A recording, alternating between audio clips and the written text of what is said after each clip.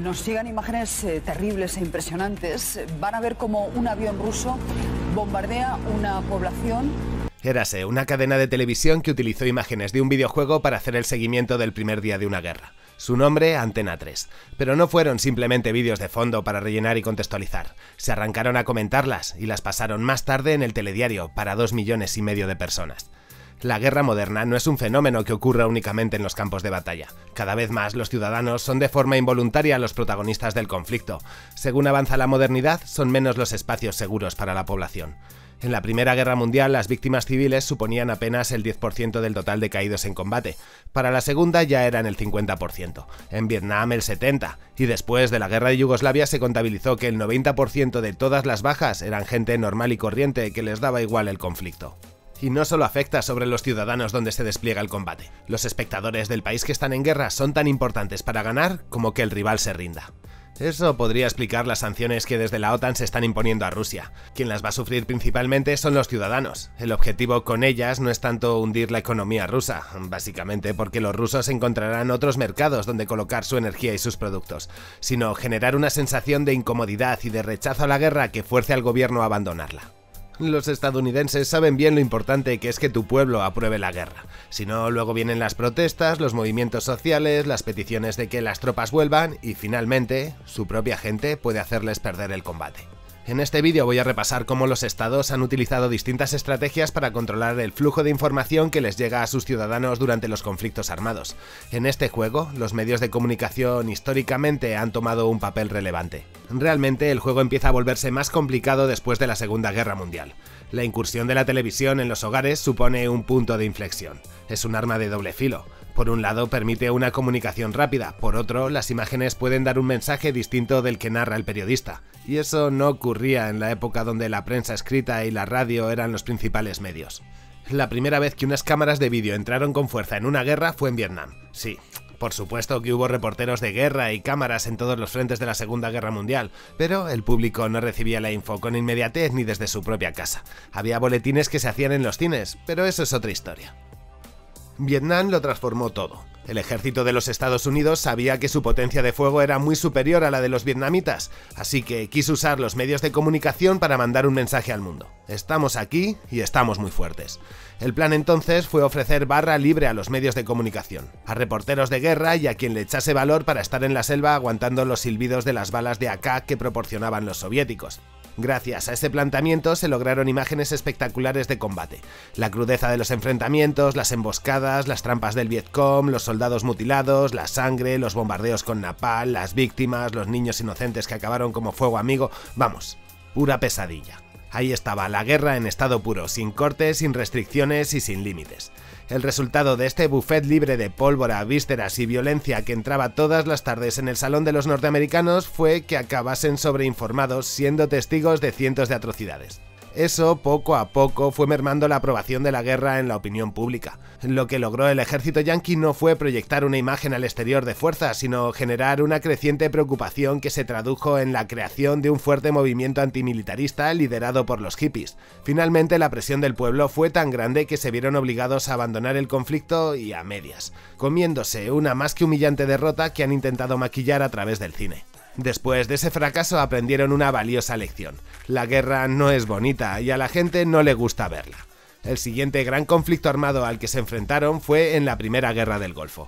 Si vienes del canal de la Filmo ya conocerás un poco de esta parte porque la menciono al final del vídeo. El tema es que tras el fracaso con la gestión de la información durante Vietnam, decidieron que para la Guerra del Golfo no iba a haber corresponsales, ni periodistas de campo, ni nada de nada. Todas las imágenes que se mostrasen del combate serían compartidas por las Fuerzas Armadas.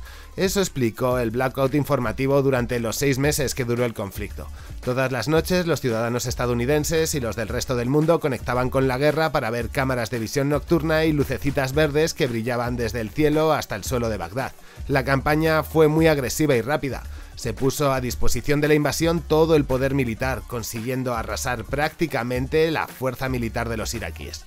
De hecho, en toda la historia de los Estados Unidos es su guerra con menos bajas, un total de 383.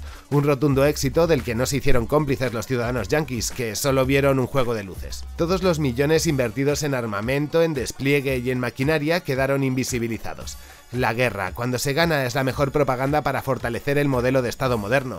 Es como ganar un mundial de fútbol, pero por 100. Los Estados Unidos, pese a haber ganado la guerra, no habían podido disfrutar de la victoria y eso era culpa de su recelo informativo.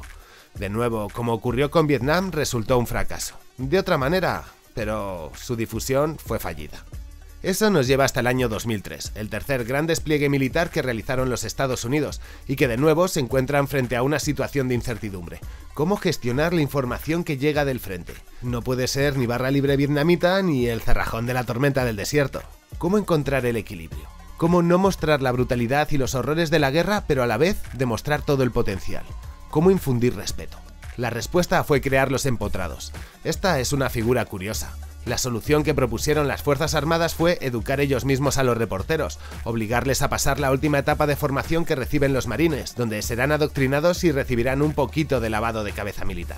Después los enviaban a la guerra en un escuadrón que no estuviese en primera línea de combate. Así hacían vida con los marines, aprendían sus rutinas, sus juegos, su jerga, empatizaban con ellos, compartían sus penas, sus alegrías y sobre todo, los enemigos. De esta manera se garantizaban un punto de vista positivo. Eso está muy bien porque la info se autofiltraba, pero ¿cómo hacer para que no muestren la crudeza de la muerte, los cuerpos de niños tirados o la destrucción? Pues sencillo. Los empotrados salían en un segundo convoy un rato después de que el convoy principal hubiese limpiado la zona, recogido los cadáveres o lo que hiciese falta. Así se conseguían imágenes de vehículos carbonizados, de cómo van arrasando allá por donde pasan y logrando mostrar la guerra como un éxito y sobre todo como un espectáculo para todos los públicos. Habían encontrado la fórmula ideal. Pero la historia no acaba aquí. Rápidamente la receta caducó. La incursión de las redes sociales transformó el tablero de juego. De repente ya no había periodistas, sino testigos directos que sin filtros y sin intereses políticos estaban difundiendo. Habían perdido el monopolio de la información. Y así llegamos a 2022, momento en el que arranca la guerra de Ucrania. Y vuelven a surgir la pregunta de las otras 3 veces. ¿Cómo hacer frente a la imagen de la guerra? ¿A la gente que tuitea sin filtros? Pues a través de saturar esos medios sociales, de lanzar desinformación, fake news y poniendo a los bots a trabajar. Cualquiera que se haya sentido un poco interesado por lo que está ocurriendo en Ucrania habrá tenido la sensación incómoda de que todas las noticias hay que contrastarlas o si no vas a tragar demasiada manipulación. Por otro lado, los medios de comunicación han perdido su finalidad social. Ya no investigan, ya no buscan el escándalo. Bueno, es que ya no sé ni de dónde sacan las noticias. Televisión Española emitió el otro día un reportaje sobre los buenos valores que reciben los niños ucranianos mientras mostraba una pared donde aparece la bandera de Sector Derecho, un grupo paramilitar de pensamiento extremista de derechas y que exalta como héroes a genocidas de la Segunda Guerra Mundial. En el reportaje aparece un letrero que dice «¿Cómo explicar la guerra a los niños?». Bueno, pues os lo podéis imaginar. Los medios de comunicación están en crisis. Los periodistas únicamente se limitan a hacer llegar la voz de los mandatarios, renunciando a la sospecha. Si me lo ha dicho el redactor jefe, me vale. Solo pensando así podemos entender lo que le ocurrió a Antena 3 Televisión, poniendo imágenes de un videojuego. El problema de la prensa es que no son periodistas, sino voceros. Es lógico que a los voceros se la cuelen si las fuentes que tomaron con los ojos vendados provienen de organizaciones con intereses. Mirad, este vídeo también sacado de un videojuego lo publicó en su cuenta de Twitter el Ministerio de Defensa de Ucrania. El Ministerio. Aquí os dejo la fuente original de donde salió. Pero Antena 3 y el resto de medios no solo tienen un problema por beber de las fuentes oficiales y considerarlas palabra de Dios, sino que también son víctimas de las fake news de la gente que intenta llamar la atención publicando lo que sea para cosecharse unos cientos de me gustas. Y esto os lo explico con otro ejemplo. Una cuenta random de internet publicó este vídeo con la explosión de Tianjin, en China, que ocurrió en 2015. La imagen impacta porque ocurrió en un almacén de contenedores donde se encontraban productos inflamables. Pues bien, fueron las primeras imágenes de la guerra que utilizó este canal para presentar el conflicto en el telediario, en el día 1. Poco antes de las 4 de la mañana empezaba ese bombardeo de misiles sobre Ucrania. Algo que resulta vergonzoso para su hemeroteca, sobre todo cuando la vayan a consultar los historiadores del futuro. Pero esto no es exclusivo de España. Prácticamente cada Estado miembro de la OTAN ha mostrado que sus medios de comunicación son puras maquinarias de propaganda al nivel de la antigua URSS o del Tercer Reich. Por seguir con el mundo del videojuego, la televisión italiana es más de lo mismo. Difundieron imágenes de un render de alguien que había hecho en su casa con Blender y que se publicó un mes antes de empezar los enfrentamientos. Y me surge una pregunta, ¿son tan boomers que no reconocen algo hecho en Unreal Engine? ¿O es que directamente se creen que somos estúpidos o que va enfocado a un público 100% boomer? Los niveles de desinformación son tan grandes que hasta se inventan bulos que jamás existieron. Mirad, esta es una publicación que andaba estos días corriendo por la web. Descubrían que CNN había enterrado 2 veces al mismo periodista en distintos conflictos separados por años de diferencia. Pues resulta que CNN nunca lanzó ninguna de esas noticias y que la cara que han usado pertenece a un youtuber llamado Jordi Jordan. Supongo que ahora os está explotando la cabeza. Sospecho que esto tiene que venir de Rusia para dañar la imagen del noticiario. Lo que no saben es que no es necesario, porque la propia prensa occidental no para de autozancadillarse. Y si no, podemos ojear qué ocurre con el periódico El Mundo, tal vez el diario de pago que tiene la tirada nacional de España más grande. En sus redes sociales y en su página web publicó una aparente manifestación masiva pro-ucraniana en el Donetsk con el conflicto ya iniciado. Las imágenes andan en YouTube y son del 4 de marzo de 2014 y ocurrieron al calor del Maidán, en un contexto distinto y antes de iniciarse la guerra civil en esa zona. Y yo os lo digo, en 10 minutos he sido capaz de corroborarlo, que les costaba a ellos.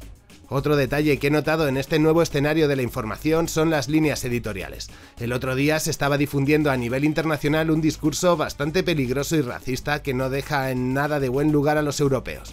O al menos, si los medios y los estados creen que esto es un argumento de peso, pues mal vamos, ojead. Como un pequeño rebaño, pero no de niño que estamos acostumbrados a ver sufrir en televisión, sino rubios con los ojos azules, eso es muy importante. Lo que acabamos de ver creo que es un diseño pendiente de propaganda que se le quedó a Goebbels en el tintero y que han dicho, oye, si esto era para la guerra en Europa, es posible que siga valiendo, porque es que si no, no me explico a cuento de qué vienen con estos discursitos. Lo que acabamos de ver son solo algunos ejemplos, es decir, es la punta del iceberg, pero todos los días recibimos un porcentaje elevadísimo de fake news. Sin duda, el objetivo de todo esto es que nos posicionemos y que lo hagamos estando mal informados. Además, ocurre algo curioso. Si cuando queremos autogestionarnos la info tenemos que desgastarnos en el camino, muchos se cansarán y volverán a las fuentes tradicionales.